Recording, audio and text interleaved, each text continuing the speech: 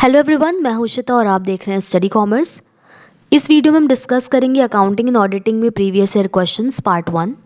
आप हमें दिए गए नंबर पर व्हाट्सएप पे कांटेक्ट कर सकते हैं।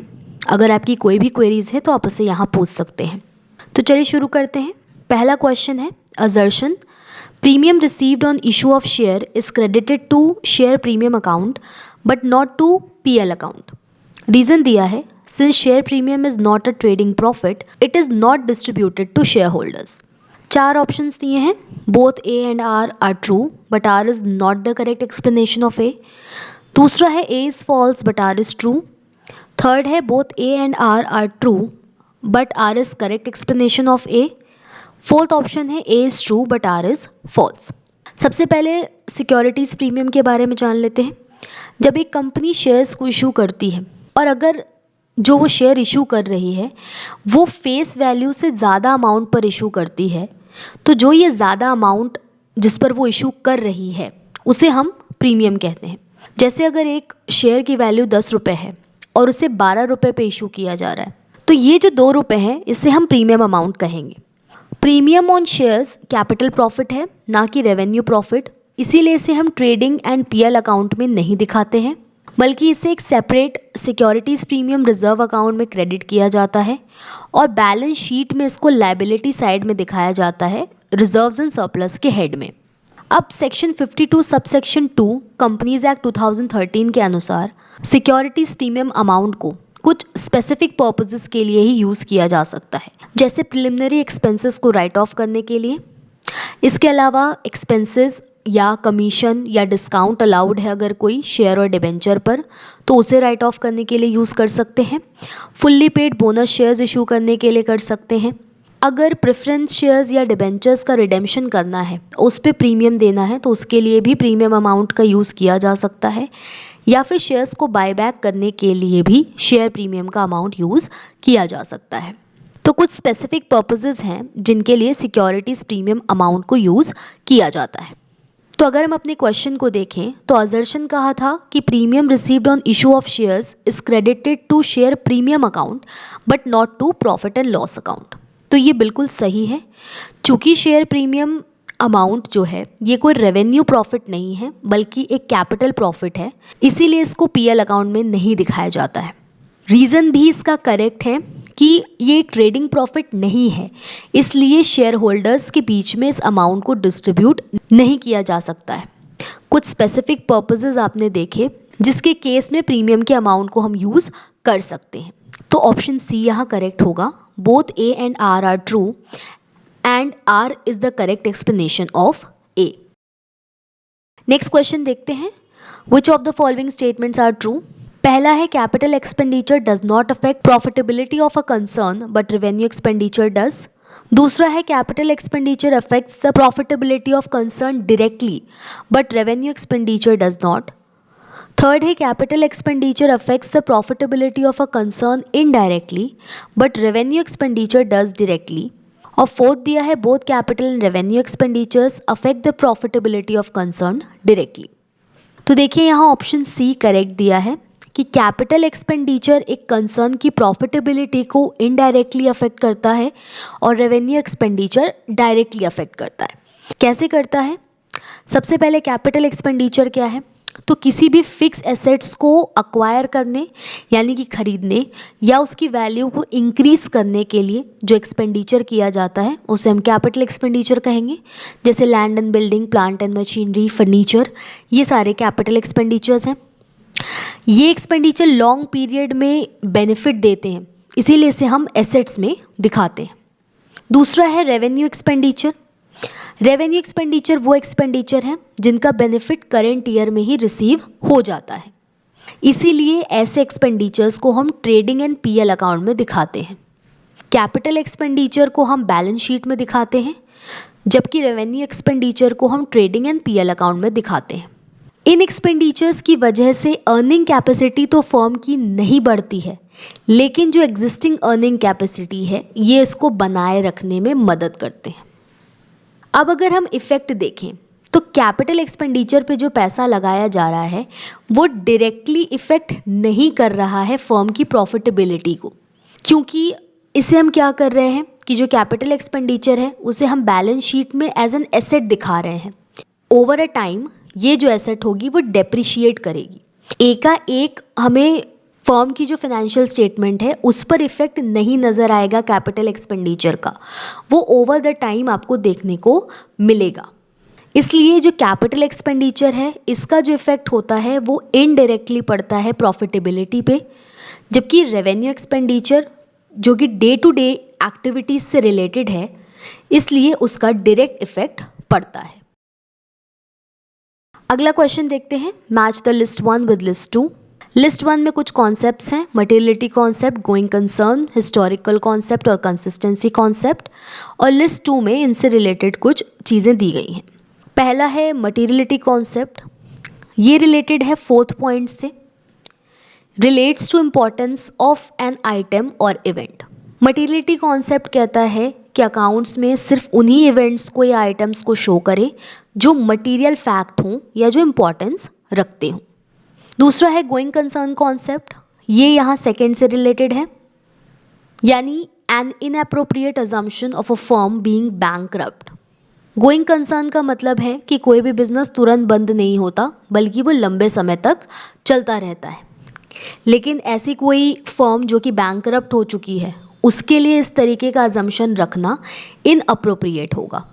थर्ड है हिस्टोरिकल कॉस्ट कॉन्सेप्ट, ये भी यहाँ पे 3rd पॉइंट से ही संबंधित है। हिस्टोरिकल कॉस्ट कॉन्सेप्ट का मतलब है कि जब अकाउंटिंग की जाती है तो एसेट्स को जनरली जो उनका हिस्टोरिकल कॉस्ट होता है, यानी कि जिस कॉस्ट पे उन्हें खरीदा गया है उसी पर शो किया जाता है। 4th है कंसिस्टेंसी, ये एसोसिएटेड है 1st पॉइंट से, यानी कि same accounting method to be used by a firm from one period to another. Consistency concept कहता है कि एक फर्म को कंसिस्टेंट होना चाहिए, बार बार अपने अकाउंटिंग मेथड्स को चेंज नहीं करना चाहिए। अगर बार बार अकाउंटिंग मेथड को चेंज किया जाएगा तो कंपेरेबिलिटी डिफ़िकल्ट हो जाती है। तो यहाँ ऑप्शन ए हमारा करेक्ट होगा।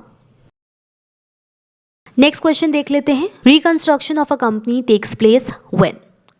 एक कंपनी का रिकंस्ट्रक्शन कब होता है? पहला दिया है the company is undercapitalized, दूसरा है company has incurred heavy losses which must be written off, और थर्ड है the company is overcapitalized. 4 options यहाँ दिए गए हैं, हमें बताना है कि इनमें से कौन सा पॉइंट सही है।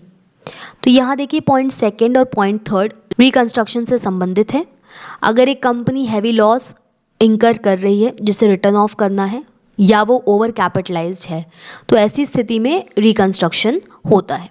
तो ऑप्शन सी यहाँ हमारा करेक्ट होगा, 2nd and 3rd only. Reconstruction के बारे में जान लेते हैं। जब भी कंपनी का कैपिटल स्ट्रक्चर ओवर कैपिटलाइज होता है या एक कंपनी ने हैवी लॉसेस इंकर कर लिए हैं जिनका रिटर्न ऑफ होना ज़रूरी है, या फिर एसेट्स को ज़्यादा वैल्यू पर दिखाया गया है, जितना ज़रूरी है उससे ज़्यादा वैल्यू पर दिखाया गया है, तो ऐसी स्थिति में एक कंपनी को इस सिचुएशन से निकलने के लिए रिकंस्ट्रक्शन अडॉप्ट करना होता है। रिकंस्ट्रक्शन एक रीऑर्गेनाइजेशन या रीअरेंजमेंट है एक बिजनेस के फाइनेंशियल स्ट्रक्चर का। नेक्स्ट क्वेश्चन देख लेते हैं। नेक्स्ट क्वेश्चन है ओनर्स इक्विटी स्टैंड्स फॉर। पहला ऑप्शन है fix assets minus fix liabilities, दूसरा है fix assets minus current liabilities, third है current assets minus fix liability, या फोर्थ है total assets minus total outside liabilities. तो देखिए कैपिटल जो होता है इसका फॉर्मूला होता है एसेट्स माइनस लायबिलिटीज, तो यहाँ ऑप्शन डी करेक्ट होगा। Total assets minus total outside liabilities is equal to owner's equity, यानी कि C is equal to A minus L। Next question है assertion accounting information refers to only events which are concern with business firm. Reason दिया है accounting information is presented by financial statements. 4 options हैं, A is true but R is false, both A and R are true, both A and R are false, या फिर A is false but R is true. तो अगर हम assertion को देखें तो accounting information का मतलब होता है ऐसे इवेंट्स या ऐसे ट्रांजैक्शंस जो कि बिजनेस फर्म से संबंधित होते हैं और ये मॉनेटरी टर्म्स में होने चाहिए। तो असर्शन यहाँ पर करेक्ट है। दूसरा कहा है अकाउंटिंग इंफॉर्मेशन फाइनेंशियल स्टेटमेंट्स द्वारा प्रेजेंट की जाती है। फाइनेंशियल स्टेटमेंट्स यानी कि ट्रेडिंग, पीएल और बैलेंस शीट, इनके द्वारा फर्म की अकाउंटिंग इंफॉर्मेशन को डिपिक्ट यानी कि प्रेजेंट किया जाता है। तो दोनों ही बातें यहाँ पर करेक्ट कही गई हैं। तो ऑप्शन बी यहाँ करेक्ट होगा। Both A and R true. Next question है the main objective of accounting standard is. पहला है to prepare accounting reports which is easily understood by common man. दूसरा है to comply with legal formalities. Third है to harmonise the diversified accounting practices. और fourth है to comply with the requirements of international accounting standards. तो यहाँ option C correct है। Accounting standard का जो मेन ऑब्जेक्टिव है वो है डाइवर्सिफाइड अकाउंटिंग प्रैक्टिसेस को हार्मोनाइज करना, यानी कि अलग जगहों पर जो अकाउंटिंग प्रैक्टिसेस परफॉर्म की जाती हैं जो कि डिफरेंट है हर जगह, उनको हार्मोनाइज करना। कुछ ऑब्जेक्टिव्स देख लेते हैं अकाउंटिंग स्टैंडर्ड के। जो मेन ऑब्जेक्टिव है वो है हार्मोनाइज डाइवर्सिफाइड अकाउंटिंग प्रैक्टिसेस।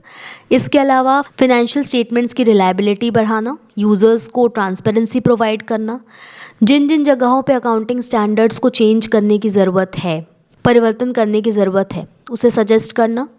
इसके अलावा रेगुलर इंटरवल्स पर अकाउंटिंग स्टैंडर्ड को देखते रहना और चेंज कंडीशंस के हिसाब से उन्हें रिवाइज करना। इंटरप्रिटेशन और गाइडेंस देना अकाउंटिंग स्टैंडर्ड्स पर। नेक्स्ट क्वेश्चन है social balance sheet shows. First है सोशल कॉस्ट, दूसरा है सोशल रेवेन्यू, थर्ड है value of employees of the organisation या ऑल द अबव। तो सोशल बैलेंस शीट दिखाता है value of employees of the organisation, तो ऑप्शन सी यहाँ करेक्ट होगा। इसके बारे में देख लेते हैं। सोशल बैलेंस शीट क्या है? एक टूल है जो कि एक बिजनेस की मदद करता है एम्प्लॉयमेंट सिचुएशन और ट्रेनिंग प्रोग्राम्स के बारे में बताने के लिए। सोशल बैलेंस शीट में कुछ स्पेसिफिक इन्फॉर्मेशन दी जाती हैं, जैसे कि एम्प्लॉयज़ कौन कौन से हैं, लिस्ट ऑफ द एम्प्लॉयज़। इसके अलावा जो पर्सनल्स मूव कर चुके हैं किसी ईयर में उनके बारे में इंफॉर्मेशन, और वर्कर्स की ट्रेनिंग एक्टिविटीज़ के बारे में इंफॉर्मेशन दी जाती है सोशल बैलेंस शीट में। तो बेसिकली ये एम्प्लॉयज़ से रिलेटेड इंफॉर्मेशन प्रोवाइड करता है। नेक्स्ट क्वेश्चन है विच of the following is a non operating expense. पहला है सैलरी ऑफ एमडी, दूसरा है डेप्रिशिएशन, थर्ड है एडवर्टीजमेंट एक्सपेंसेस और फोर्थ है इंटरेस्ट ऑन लोन। तो ऑपरेटिंग एक्सपेंसेस वो एक्सपेंसेस होते हैं जो कि एक बिजनेस इंकर करता है थ्रू नॉर्मल बिजनेस ऑपरेशंस, यानी कि जो डे टू डे एक्टिविटीज़ हैं या ऑपरेशंस हैं उनकी थ्रू या उनकी वजह से जो एक्सपेंसेस होते हैं उन्हें हम ऑपरेटिंग एक्सपेंसेस कहते हैं।